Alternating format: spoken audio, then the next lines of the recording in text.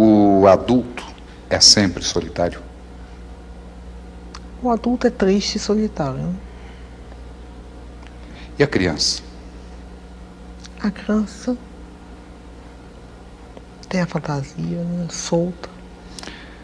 A partir de que momento, de acordo com a escritora, o ser humano vai se transformando em triste e solitário?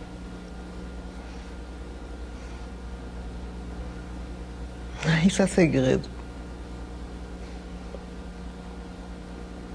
Desculpa, não vou responder.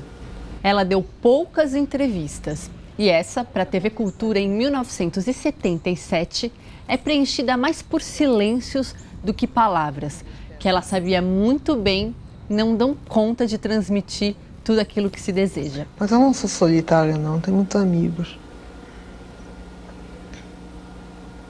E só tô triste hoje porque eu tô cansada. De modo geral, eu sou alegre.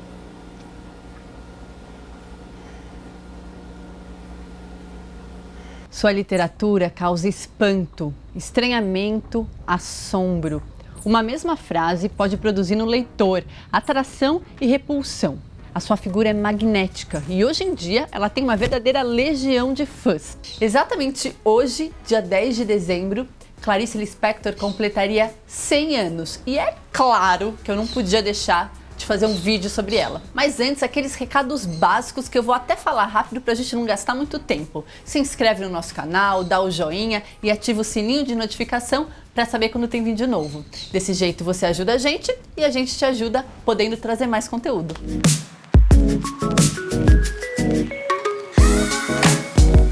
Ela é uma autora imensa e no vídeo de hoje eu vou explorar quem foi Clarice Lispector e por que a sua literatura foge dos rótulos. É claro que essa é uma pergunta imensa e eu não tenho como responder ela por inteiro.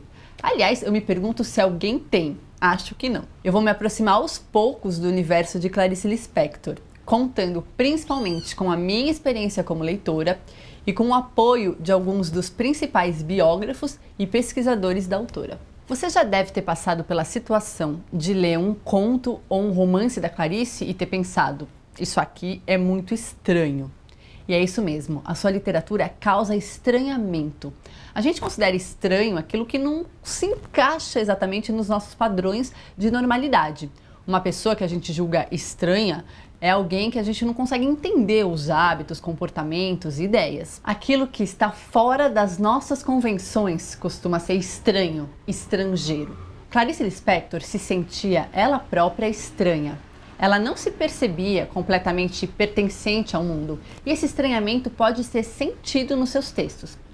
Para entender por que ela sentia esse estranhamento na sua própria vida, a gente precisa recuar até o seu nascimento. Ela nasceu na Ucrânia, na pequena cidade de Tchetchenik. Sua família, judia, fugia da perseguição aos judeus. Só que a família não morava nessa cidade, eles estavam em trânsito. E essa ideia de que Clarice nasceu em deslocamento, fora de um lugar fixo, é uma chave para entender a sua obra. Personagens fora de seus lugares aparecem muito nos contos e romances de Clarice Lispector. Macabea, a protagonista da Hora da Estrela, é sua personagem fora do lugar mais famosa. Bom, a família ficou em dúvida se é para os Estados Unidos ou para o Brasil e acabou parando na cidade de Maceió, em Alagoas.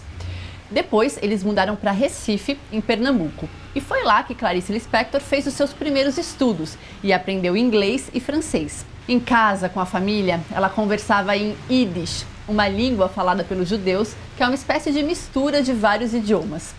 Depois que a sua mãe morre, a família vai para o Rio de Janeiro, onde ela entra na Faculdade de Direito em 1939. Ela mesmo conta que quando criança era muito defensora dos direitos e por isso mesmo todo mundo à sua volta tinha certeza que ela seria advogada. Ela entrou na Universidade de Direito querendo reformar as penitenciárias femininas. E só por isso já dá para perceber como ela estava à frente do seu tempo. O fato é que ela nunca exerceu o direito. Na universidade, ela conheceu o seu futuro marido, Maury Gurgel Valente, que se tornaria embaixador. Em 1940, um ano depois dela entrar na universidade, ela inicia a sua atividade como jornalista, que permeou toda a sua vida, em paralelo com a carreira de escritora. Com seu marido, Clarice tem 2 filhos e vive durante 15 anos em países como Itália, Suíça e Estados Unidos, onde escreve os seus primeiros livros. Seu romance de estreia, Perto do Coração Selvagem, se diferenciou do neorregionalismo, principal expressão literária daquele período. Era época de autores como Graciliano Ramos, Raquel de Queiroz e Jorge Amado, que se debruçavam sobre os problemas sociais do país. O livro de estreia de Clarice Lispector recebeu elogios de críticos como Antônio Cândido. Ele fala sobre a renovação que a sua linguagem estava promovendo e nota também a exploração no vocabulário e a aventura da expressão da autora. Além disso, ele diz que Clarice é capaz de estender o domínio da palavra sobre regiões mais complexas e inexprimíveis. No vídeo de hoje eu vou comentar 2 contos da autora e para isso quero pegar como gancho essa observação de Antônio Cândido sobre as zonas inexprimíveis que ela explora. A literatura de Clarice é uma busca incansável e até exasperada pelo magma primeiro, pela lava essencial, pelo centro de toda a vida. Mas afinal, o que é centro de toda a vida e como dar forma a ele? É por isso que muitos defendem que Clarice Lispector é a autora do indizível, ou seja, daquilo que não se tem como ou não se pode dizer. Nessa busca intensa, Clarice está aberta a atravessamentos de todos os tipos. Tudo que existe pode chamar a atenção, causa espanto e maravilhamento. As suas tramas são mínimas. Uma mulher que observa um ovo na mesa, uma menina que pede um livro emprestado para uma amiga, ou um homem que observa outro homem jantar. Esse é o primeiro conto que eu quero comentar. Ele se chama O Jantar e faz parte do livro Laços de Família. O narrador é um homem que observa outro homem de meia idade jantando. O garçom serve o vinho, leva o prato e nada mais. Basicamente o que acontece é isso.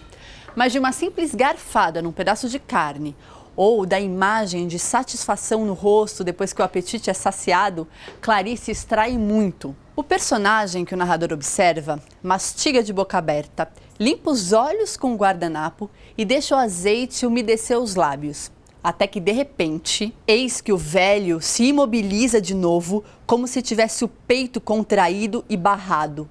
Sua violência, potência, sacode-se presa. Ele espera, até que a fome parece assaltá-lo e ele recomeça a mastigar com apetite, de sobrancelhas franzidas.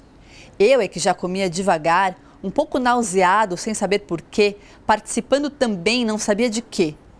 De repente, ei-lo a estremecer todo, levando o guardanapo aos olhos e apertando-os numa brutalidade que me enleva. Ou seja, a simples observação de alguém mastigando a comida atravessa o narrador e causa-lhe várias sensações. Esse é um traço da literatura de Clarice. Os seus personagens parecem perceber e observar as coisas pela primeira vez, como crianças fascinadas. As personagens da autora passam por transformações e revelações a partir das coisas que aparentemente são banais. A pesquisadora e professora de literatura da USP, Judith Rosenbaum, diz que Clarice pinta os detalhes do cotidiano com uma espécie de espiritualidade e se espanta com as coisas todas que existem.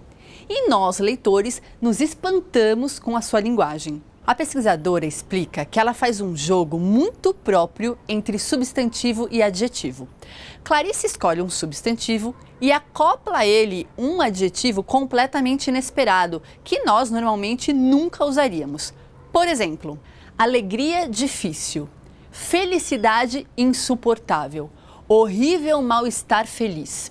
O adjetivo gera uma tensão com o substantivo e nos joga no estranhamento. Ué, a felicidade não é o estado que todos nós mais procuramos? Como ela pode ser, então, insuportável? Felicidade insuportável. A partir desse momento, a gente adentra o terreno do insólito, da surpresa, do novo e não saímos do mesmo jeito.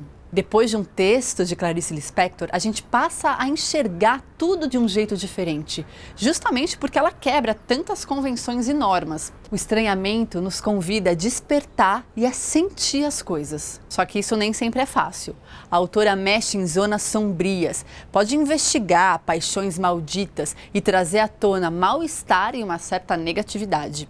Esse é um dos traços, por exemplo, do conto Perdoando Deus, que está no livro Felicidade Clandestina. Nesse conto, novamente, temos uma voz em primeira pessoa, dessa vez uma mulher, que começa dizendo que fazia um passeio em Copacabana e observava tudo, o mar, as pessoas, os edifícios. Ela se sentia livre e muito bem. Ela experimenta uma sensação de carinho por tudo e todos e se sente a mãe do mundo, a mãe da terra e a mãe de Deus.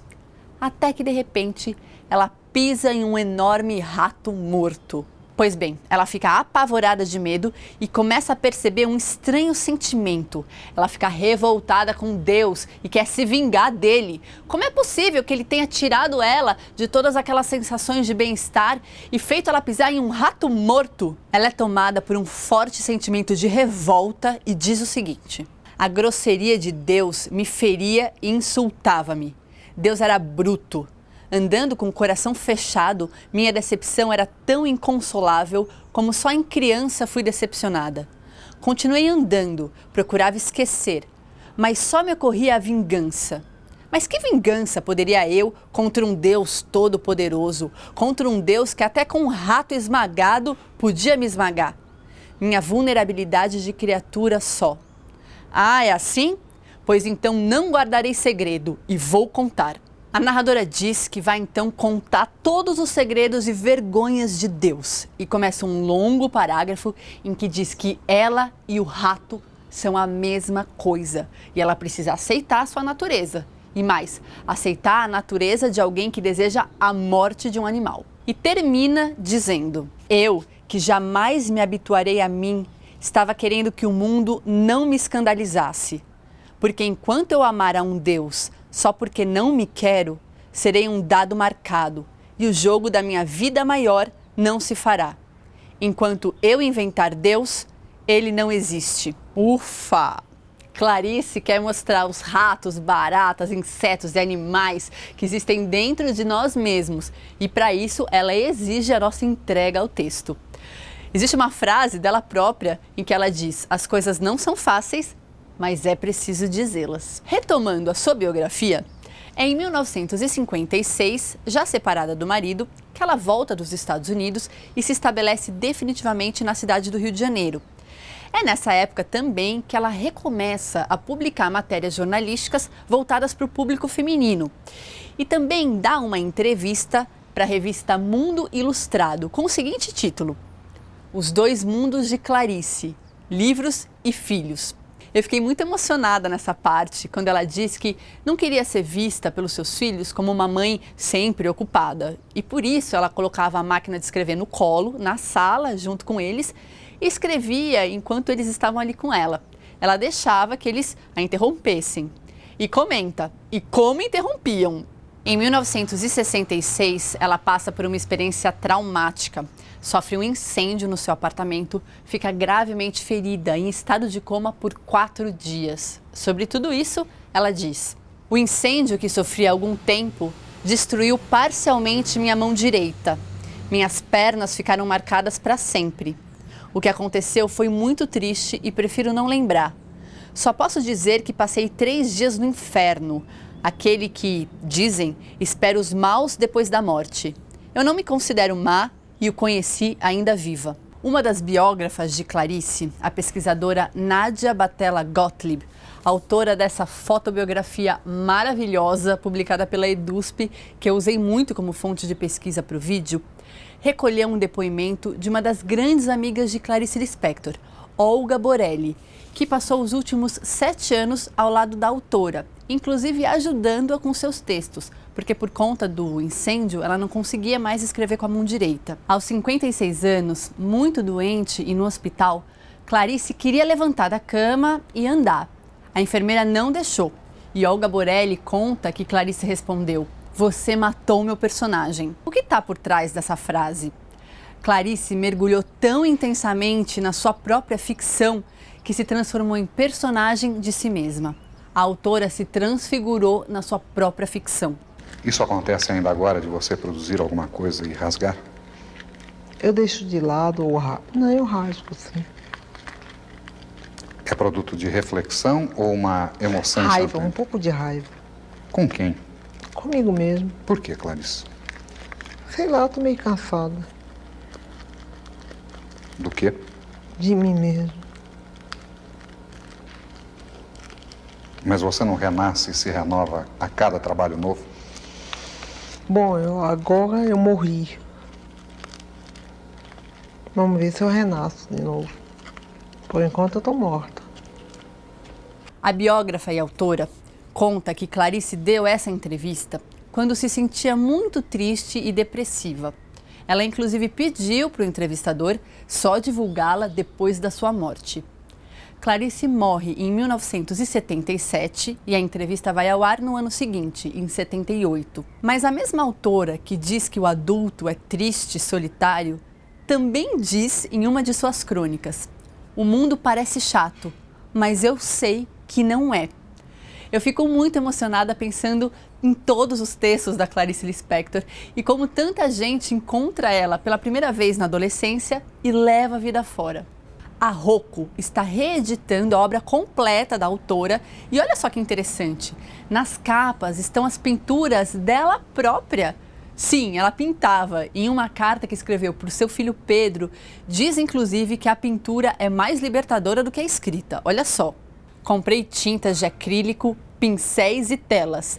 É uma libertação pintar. Liberta mais do que escrever. Se para ela escrever era libertador, para nós, leitores, ler Clarice também é. É difícil dar uma resposta absoluta sobre o que ela escreveu e como. Clarice é absolutamente singular. Como disse o poeta Carlos Drummond de Andrade, Clarice veio de um mistério, partiu para outro. Ficamos sem saber a essência do mistério. Clarice não foi um lugar comum. Agora eu quero saber de vocês. Qual a relação que vocês têm com essa autora tão maravilhosa? Me conta tudo aqui embaixo que eu vou adorar saber. Também quero te convidar para seguir o Instagram da Antofágica e o meu pessoal, Liv Piccolo, onde eu também coloco conteúdo sobre livros, filmes, séries e conto uma história bem curiosa que aconteceu comigo enquanto eu preparava esse vídeo da Clarice. A gente se vê na próxima semana com mais um vídeo. Tchau!